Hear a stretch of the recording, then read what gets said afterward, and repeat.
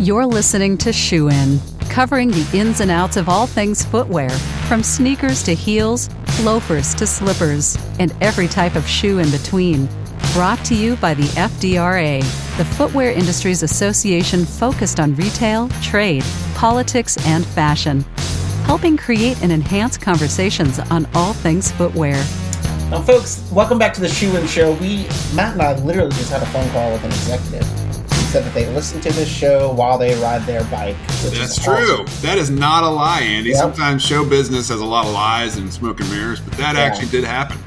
So the lie is not that he rides his bike. I think that's true. Maybe the lie is that he does listen to it while he rides his bike. My wife doesn't believe we have a huge audience, but we are the number one shoe podcast focused on business. That's true. In the world. Yeah. 100%. That's 110% true.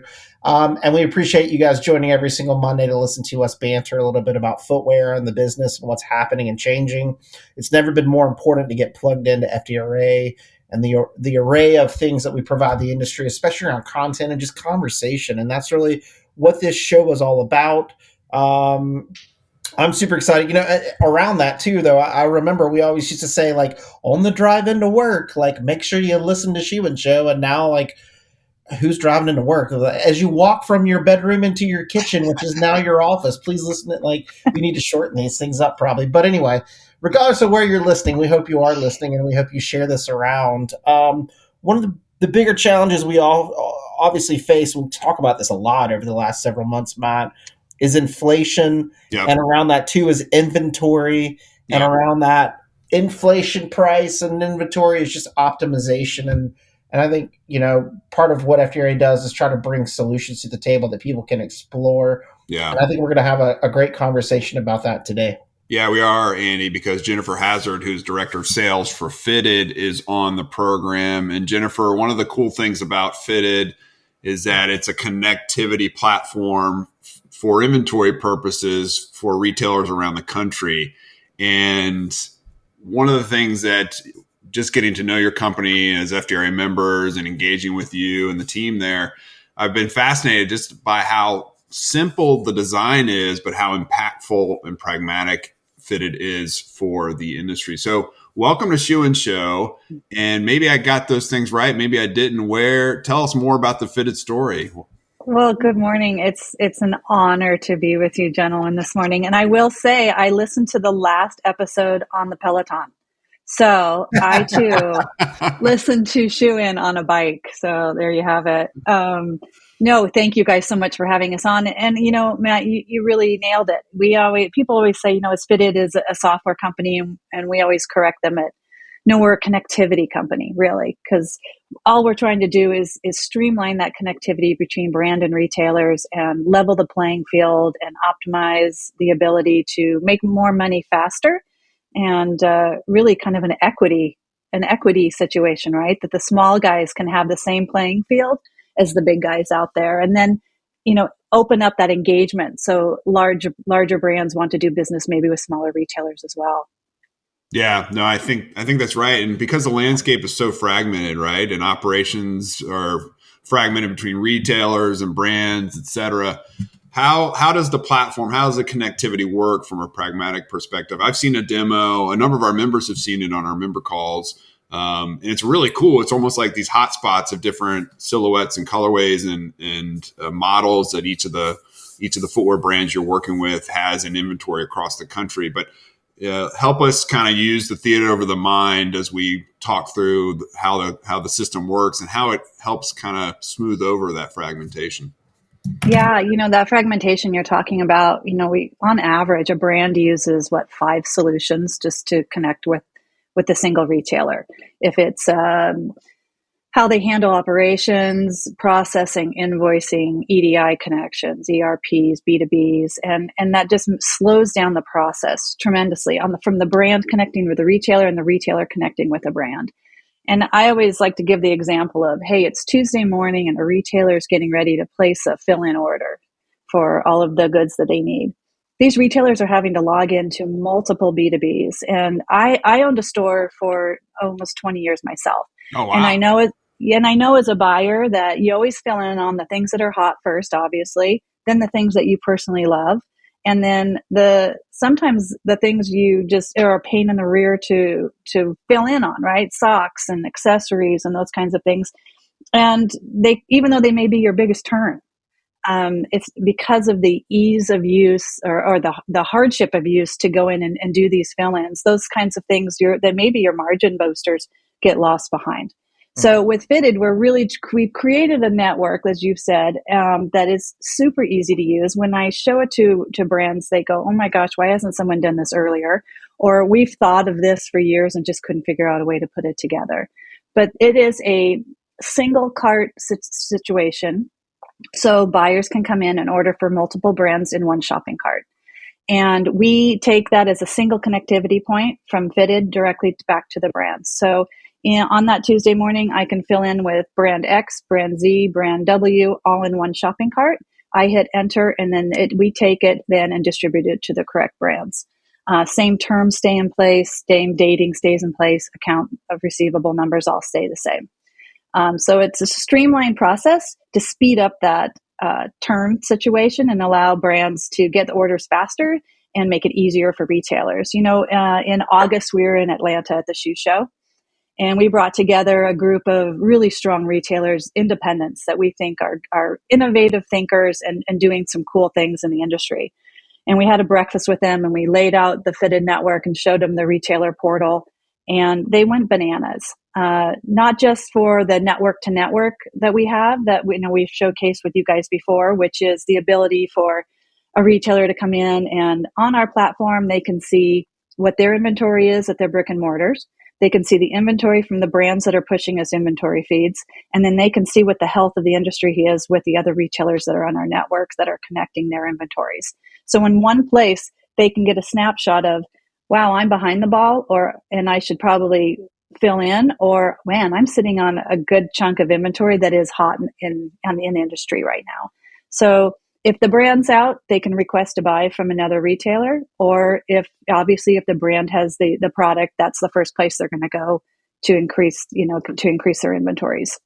Yeah, and we've seen where large shoe chains have been using their stores as warehouses, right? So this creates the same effect for independents across the country, where the store can contact another store who has the inventory. Maybe it's not moving, but maybe it's moving in South Florida, or it's not moving in Montana, and they can say, "Hey, we'll take it off your hands so that you're not getting hit, and the product's moving around appropriately." So it's just fascinating in that sense about the connectivity, not just brands, retailers, but retailer to retailer. And from your background, and I do want to know more about the store you ran and owned, but how much time are we talking about being saved here? I mean, it seems like, one, you get the benefit of intelligence, right? You get to see what's happening in the marketplace and make better scenario planning and better demand and cost planning.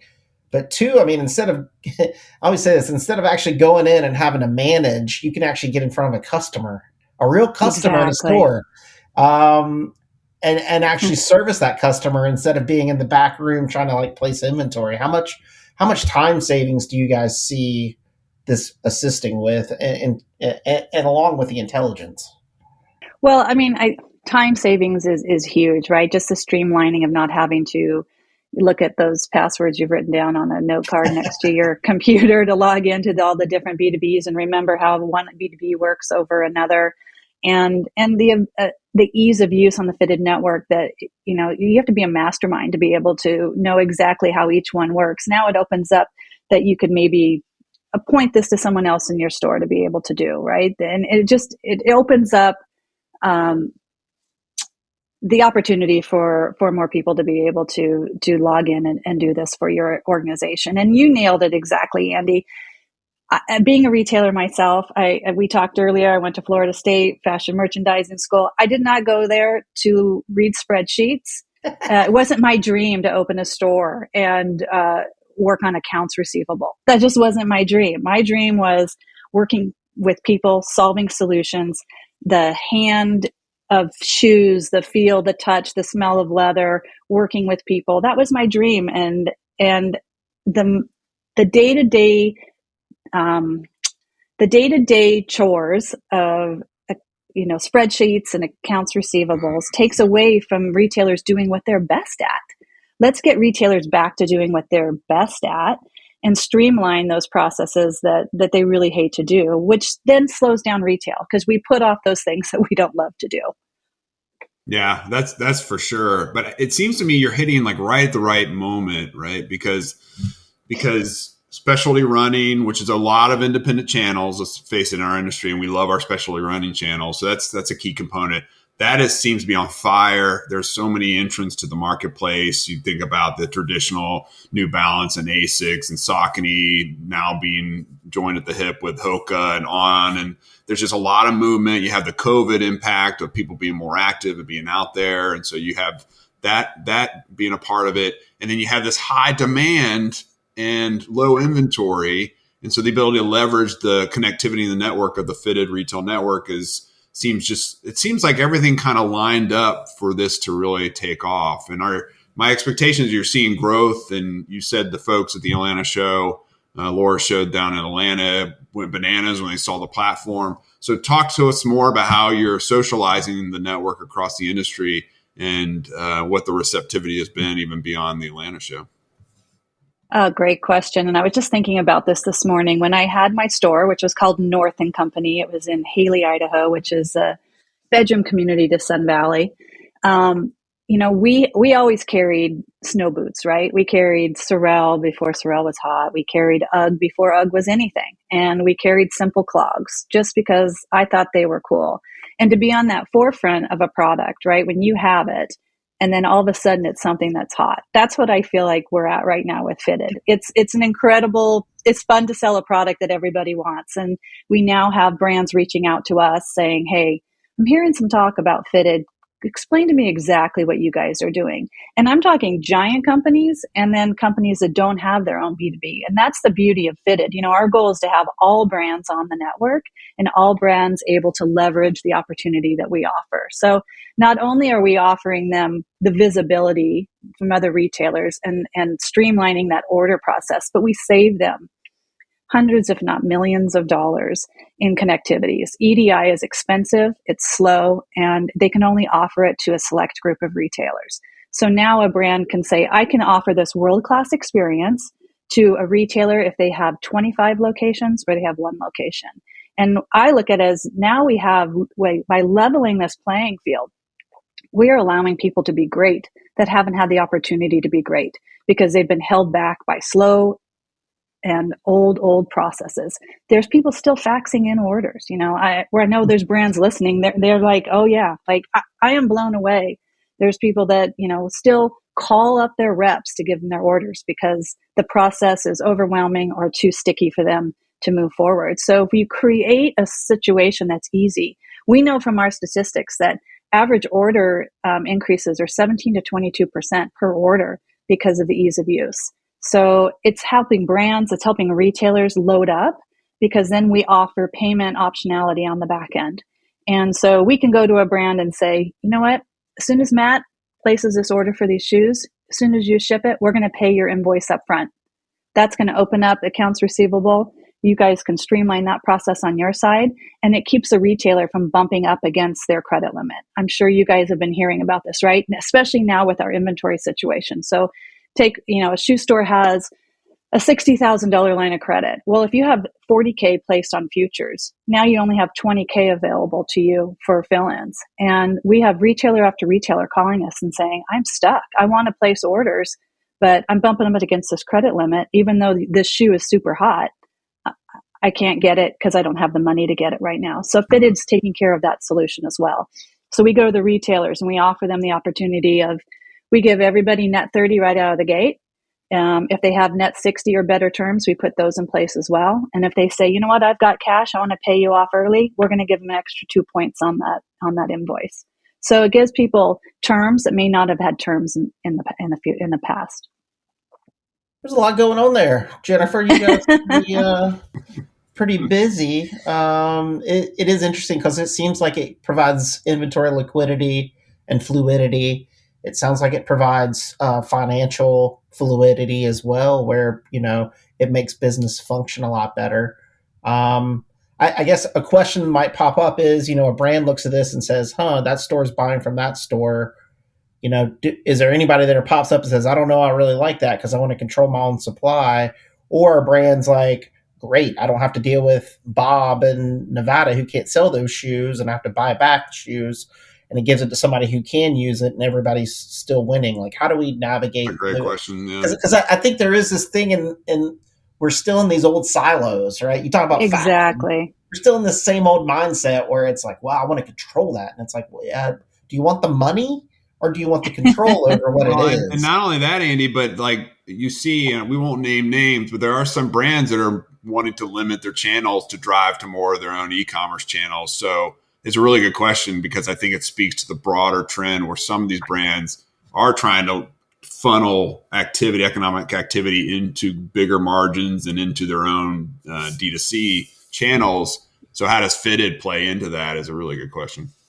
It is a good question. And, with innovative brands, it's obviously it's not a problem. They see it, especially, we're talking about transshipping, right? When we're talking retailer to retailer marketplace, the brands that get it, they get it. They know that that's an old rule they put on the books that has nothing to do with what we're talking about, because we make sure that authorized dealers are only selling to authorized dealers, and it keeps a marketplace cleaner, and they know that, right? So like Andy explained, if a shoe is hot in Florida, why should a store in Haley, Idaho that's sitting on product, my only choice now is to break MAP and reduce this price. Now the shoe's only worth, 80% of, and then it's 30%, and it just keeps dropping down until I can finally get rid of those shoes. Where if I have the opportunity to connect with a retailer in Florida that's like, gosh, I'm selling these like crazy and I can't get any more of them, and I can offload them in one chunk, everybody wins. It keeps me from dropping them on Amazon, dropping them on eBay, and really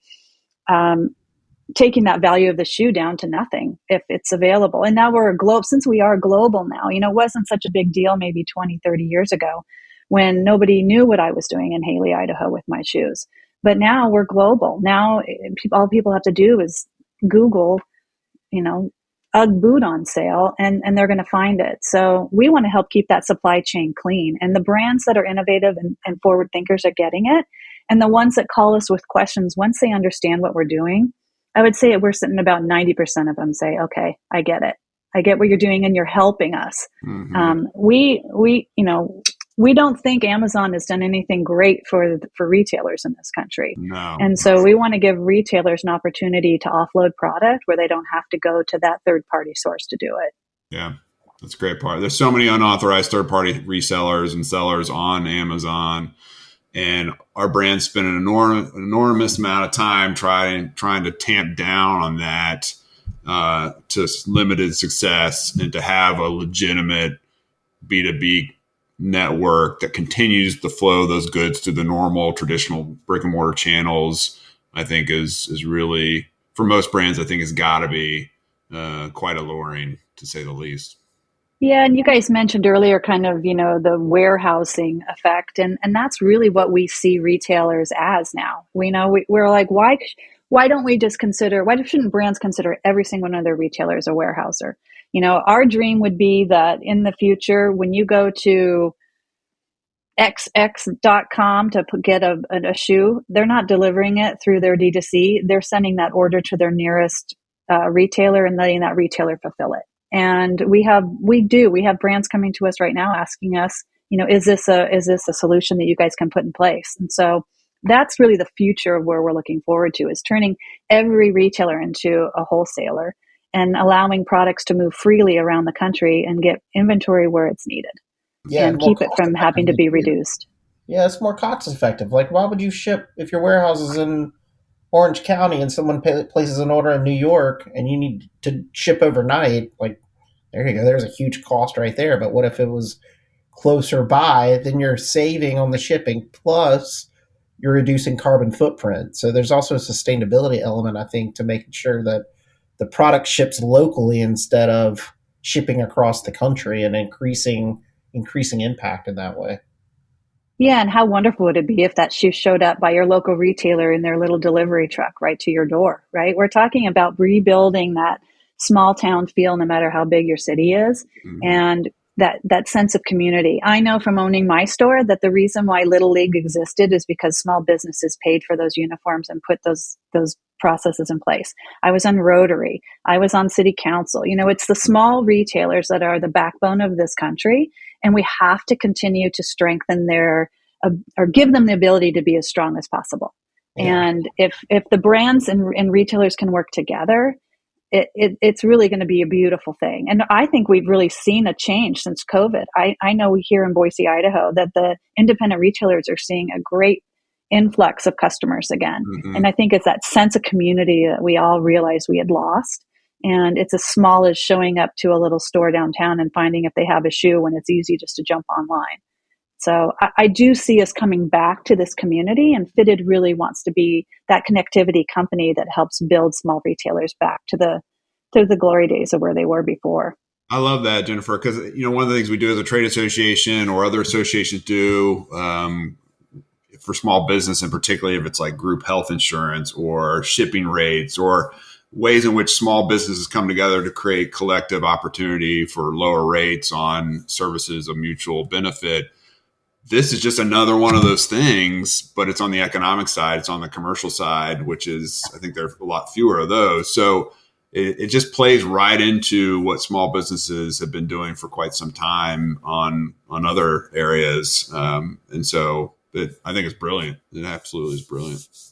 Well, thanks. And, it's just it's fun to work with a company that's doing things to make life easier for retailers, but then also giving tools to brands that they may not have even thought of, right? They're working so hard just to keep up with the processes they have in place right now, that when we come to them with a streamlined solution, then they start becoming our partners and saying, oh, wow, how about this? We've never thought about this before. What could we do it this way? And it's really fun to build products with people that are thinking forward and know that at the end of the day, we're not just saving them money, but we're giving them insights into growing their business. Even the big brands, right? The ability to see insights. Our next product is going to give brands a portal to be able to see insights into where is their product.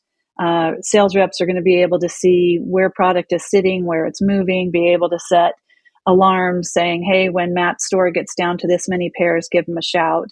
And our buyers that we talk to, they love that. A lot of reps at front say, oh, retailers never want to give you insights into their data. They're really protective of it.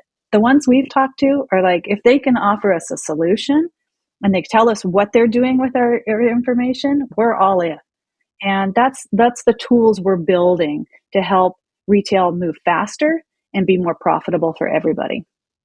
That's awesome. And folks, you can visit fittedretail.com. You can obviously Google Fitted Retail as well.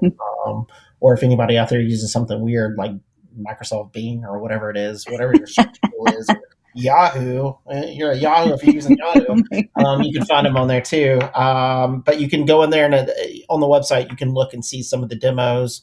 And the good news is, as Jennifer was talking about building community, that's exactly what FDRA's mission is to build the community, to strengthen the community. And part of that too is, when you mentioned Atlanta, the Atlanta show is FDRA through Fannie, now running Fannie, is helping bring together all those trade shows together to talk about how we create better B2B trade shows, experiences, make sure that trade shows don't overlap, make sure that if there's a solution for one trade show, someone else can use it, because obviously independent buyers may not attend all over the place, but just a regional show. So some of that's there. And then along with that too, as we go forward, we're trying to build more communication across the industry. So you'll be seeing working group emails going out where we're trying to encourage buyers and sellers to get on to see what trends are coming up, what solutions like Fitted are. And we're excited. Jennifer, will definitely have you on one of those to showcase what you're doing to spread the good word, because we agree, like, more people need to see more solutions. They just may be on the grindstone and not see it, right? That's the problem is we want retailers to be in front of customers, not their computers. And the more that they're there, the stronger our industry is, and the better success they have. So So Jennifer, thanks for coming on today and sharing a little bit about the platform, but also like, I love the fact that you have that background that you can actually have the empathy for retail locally. I still have dreams. I dream a couple times a month about the store. And even before all this inventory stuff, it's always around inventory. It's either UPS has shown up and there's boxes to the ceiling, or there's customers in the door and I don't have anything. So it makes sense that I'm now with Fitted and pushing this solution forward. That's cool. That's awesome. Well, folks, thanks for listening to another great episode of Shoe and Show. You can find us at shoeandshow.com and see our entire catalog going back almost 5 years now. We talk about anything and everything related to the shoe industry around the business and operations side, trying to, again, help facilitate community, help facilitate a stronger industry that ultimately helps innovate and add value to our consumers and grows the whole industry together. Anytime you need something from FDRA or Fannie where we can help out, please drop us a line. You can go to fdra.org to learn more, but typically it's just info@fdra.org and somebody will get back to you with anything that you need. We're here to be servants to the industry, and we want to be responsive to fulfill our mission. Again, thanks for Fitted Retail for what they're doing. And again, go to fittedretail.com to learn more about them. And until next Monday, when Jennifer's on her Peloton riding, listening to the Shoe and Show episode, keep listening, share this with your friends, and until next time, Shoe-In is out. Shoe-In has been brought to you by the FDRA, the Footwear Industries Association focused on retail, trade, politics, and fashion, helping create and enhance conversations on all things footwear. For information about FDRA, visit fdra.org.